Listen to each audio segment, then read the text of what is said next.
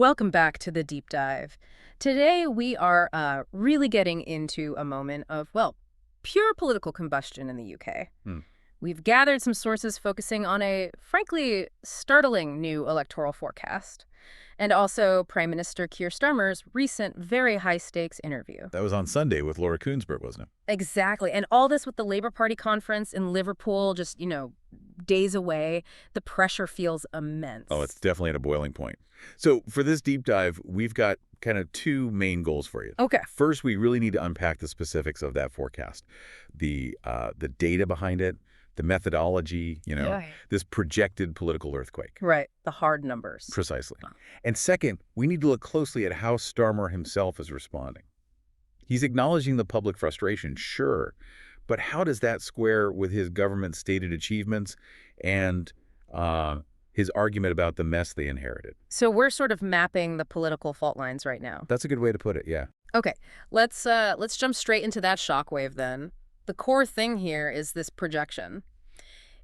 It just seems, well, almost unbelievable given recent UK history. He really does. A poll suggesting Nigel Farage's Reform UK isn't just growing, but could actually get an outright win next election. Yeah, and what makes you sit up and take notice is the scale of the research behind it. This Yep. isn't just some quick phone poll. No. It was done by More in Common. They polled nearly 20,000 people. 20,000. Okay, that's a serious sample size. It is. When you've got numbers like that, you have to pay attention, even if the results seem, well, counterintuitive. And it's not just the sample size, right? They used a specific technique, the one that keeps getting mentioned, MPR. That's right. Multi-level regression and post-stratification, MPR. It's seen as kind of the gold standard now for this sort of thing. Okay, so for you listening, MPR sounds like complex jargon, which it is, but what does it actually do differently than, say, a national poll? Well, that's the key bit.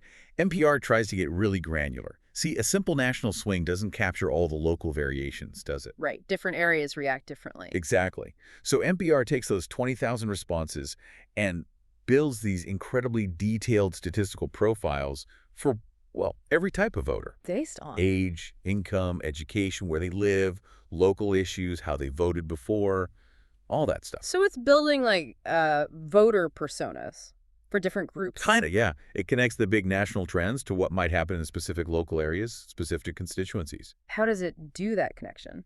It applies those detailed voter profiles to the known demographics of every single seat across the UK. So it estimates results seat by seat. Ah, okay. Which is much more accurate, especially when things are volatile, like now, when voting patterns are all fractured, which, let's face it, is exactly what we're seeing in the UK. Okay, so they run the numbers using this this gold standard MPR technique. What's the headline? The devastating seat projection. Well, the projection is historic, frankly. Mm-hmm. Reform UK predicted to take 373 seats. 373. Yep.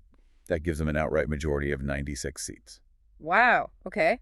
And the flip side, Labour, the current government. That's just as shocking. Labour, remember, had that huge landslide win just last year, according to the sources. Yeah. Well, this model projects they'd be cut down to just 90 seats. 90. N-I-N-E-T-Y. That's... Well, it's political annihilation, isn't it, for a governing party? It really is. On a scale we haven't seen much in modern times. And what about the Conservatives? The traditional opposition, or, well, the part Labour defeated, they're not even holding second place in this scenario. No. And this, if you think about political stability, this suggests the whole system is kind of dissolving. How so? The Tories, the Conservatives, are projected to fall into fourth place. Fourth? Behind who? Behind the Liberal Democrats. Wow. So it's not just a bad result for them. It could be the shattering of that two-party system that's basically defined British politics for, what, a century. And if Labour's down to just those 90 seats, where are they holding on? The geography must tell a story here about the polarization we see. Oh, absolutely. And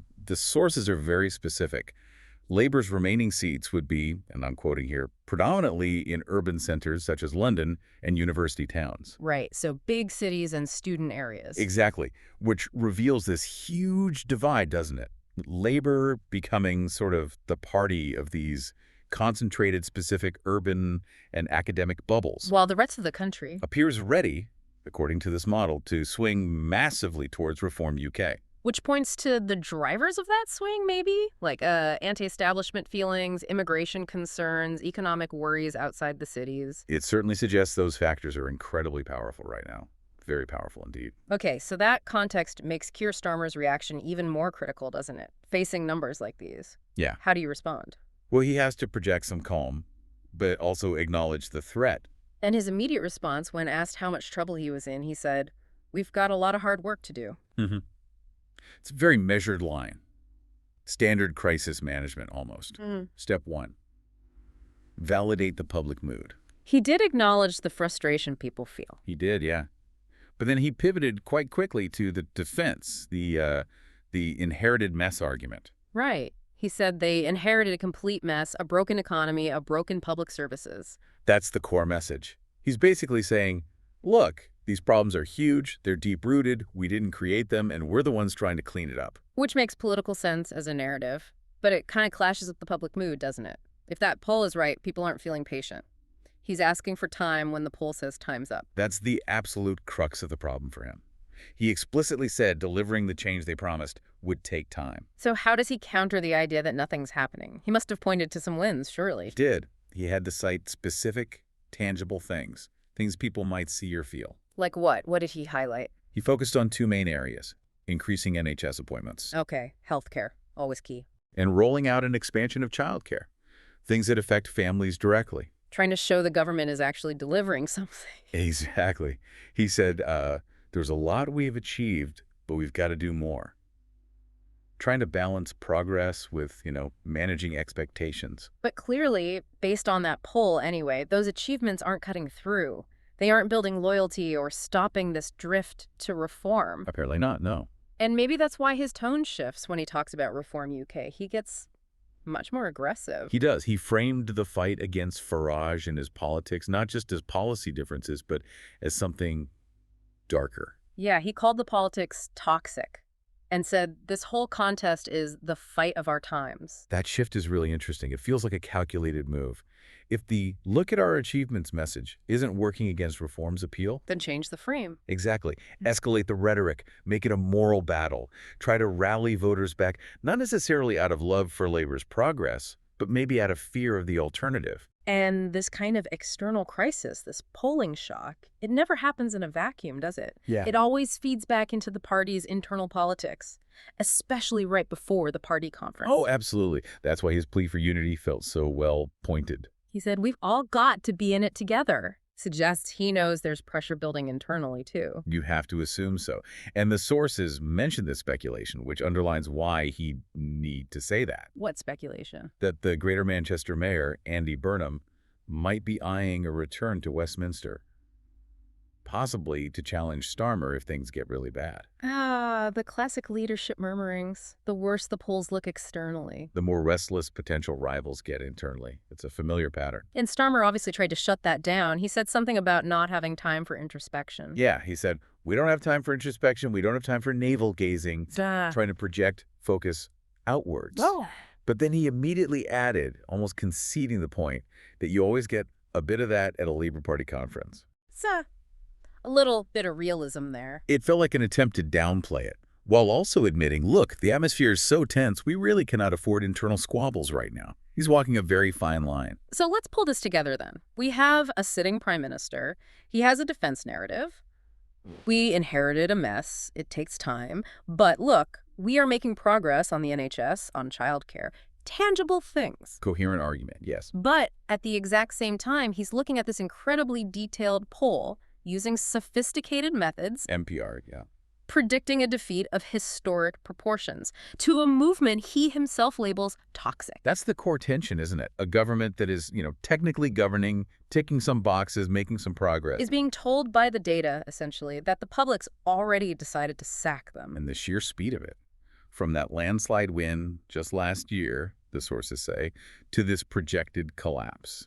It suggests maybe the problems they inherited feel much bigger to people than the solutions they've offered so far. Which brings us to that final thought for you, the listener, to mull over. What these sources really lay bare is just how incredibly short the political leash seems to be in the UK now. Starmer says fixing a broken economy, fixing broken public services. It takes time. He points to real achievements. But public opinion, if this poll reflects it, seems to have swung dramatically, incredibly quickly. Yeah, the patience just isn't there. So the question is, does the modern political environment even give leaders the time they say they need to fix big, systemic, inherited problems anymore? Or does the demand for instant results, or at least the feeling of results, mean that voters will just rewrite the whole political map if they don't get it fast enough? Can any party deliver that kind of profound change quickly enough to satisfy people today? It really implies that the expectation cycle has just shrunk massively if you're not delivering that feeling of change almost right away. Then radical alternatives suddenly look very appealing. Exactly. A truly high-velocity political moment indeed. That's all for this deep dive.